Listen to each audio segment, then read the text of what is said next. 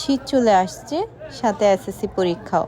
প্রতি বছরই বিজয়ীর উদ্যোগে অসহায়দের মাঝে কম্বল বিতরণ করা হয়। তো বিজয়ী টিম খাতা, কলম, ফাইল সবকিছু গুছাচ্ছিল, আরেক দিক থেকে আমরা কম্বল বাঁধছিলাম। তো এই তো কম্বল নিয়ে এখন আমরা বের হয়ে যাব দাসপাড়ার উদ্দেশ্যে, মানে 3 নং ওয়ার্ড দাসপাড়া, পালপাড়া, জাফরাবাদ, এই 3টা এলাকা নিয়ে আমরা সেখানে সুবিধাবঞ্চিত মানুষদের মাঝে কম্বল উপহার দিয়েছিলাম এবং শিক্ষা সামগ্রী বিতরণ করেছিলাম এসএসসি পরীক্ষার্থীদের মাঝে। তো এই তো আমরা বের হচ্ছি কম্বল নিয়ে। ভাই, কম্বলগুলো এত ভারী ছিল, এই যে সবাই এক গাদাগাদি করে যাচ্ছিলাম গাড়ি দিয়ে, কারণ অনেকেই এখানে লোকেশনটা চিনে না। আরেকজন মেম্বার এসেছিল, তো ওর সাথে রিক্সা করে পরে আমি চলে গেলাম। এই তো আমরা যাচ্ছি, অবশেষ আমরা যেখানে কম্বল দিব সেখানে ঢুকছি সবাই মিলে। একটা জিনিস কি, আপনি কখনোই একটা সংগঠন, একটা কাজ একা করতে পারবেন না যতক্ষণ না আপনার সার্বিক সহযোগিতায় আপনার টিমটা অ্যাক্টিভ না থাকে। তো আলহামদুলিল্লাহ, আমি এই দিক দিয়ে আমি বলবো যে আমি অনেক বেশি ব্লেসড যে আমি এমন একটা টিম পেয়েছি যার প্রতিটা মেম্বার নিজের মতো করে বিজয়ীকে এগিয়ে নিয়ে চলছে।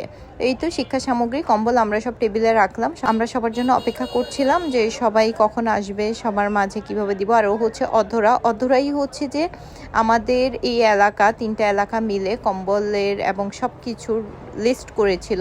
আমরা চাচ্ছিলাম না এমন কোনো মানুষ পাক যার নিজে এগুলো কিনা সামর্থ্য আছে এবং যার কিনার আসলে সামর্থ্য নাই এগুলো, কিন্তু সে বঞ্চিত হোক, আমরা এমন কিছু চাই নাই। তাই পরবর্তীতে সবাই একজন একজন করে বক্তৃতা দিচ্ছিলেন এবং আমাদের কিরণ দাদা এখানে বলছিলেন সবাইকে আসলে আমি কি কাজ করি। এখানে নেপাল দা বক্তব্য দিচ্ছিলেন এবং আমাদের কাজগুলো সম্পর্কে জান দিচ্ছিলেন এবং সামনে তারা কিভাবে এগিয়ে যেতে পারবে বিজয়ের হাত ধরে বলছিলেন।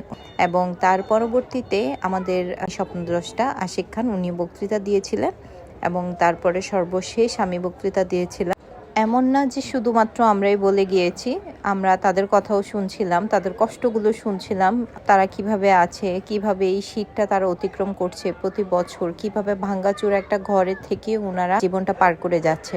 তো এগুলো আসলে খুব কষ্টের। আপনি মানুষের কাছাকাছি না গেলে আসলে তাদের এই কষ্টগুলো আপনারা বুঝতে পারবেন না। এই কষ্টগুলো দূরের থেকে যতই সুন্দর দেখা যায় পৃথিবী বা পৃথিবীর মানুষ, আসলে কিন্তু পৃথিবী বা পৃথিবীর মানুষগুলো অতটা ভালো নেই আমাদের ভালো, আমাদের আশপাশের মানুষ। যে সংগঠন থেকে সেবা প্রদান করতে হবে, সংগঠনের হাত ধরেই আমি সবসময় বলি আশেপাশে মানুষের পাশে দাঁড়াতে হবে, এমনটা নয়। আপনারা নিজের জায়গা থেকে আপনার আশেপাশে মানুষগুলোকে ভালো রাখতে পারেন, যে যার সামর্থ্য অনুযায়ী তাদের পাশে দাঁড়াতে পারেন। তো এই তো আমরা এক বিজয়ী টিমের সহায়তা নিয়ে কম্বলগুলো বিতরণ করছি এবং এসএসসি পরীক্ষার্থীদের মাঝে শিক্ষা সামগ্রীগুলো বিতরণ করছি। এই ছিল আমাদের আজকের আয়োজন। শেষে আমরা সবার সাথে গল্প করেছি, কথা বলেছি, তাদের কথাগুলো শুনেছি, তাদের আবদারগুলো শুনেছি। আশা করি আজকের ভিডিওটা আপনাদের কাছে ভালো থাকবে। আল্লাহ হাফেজ।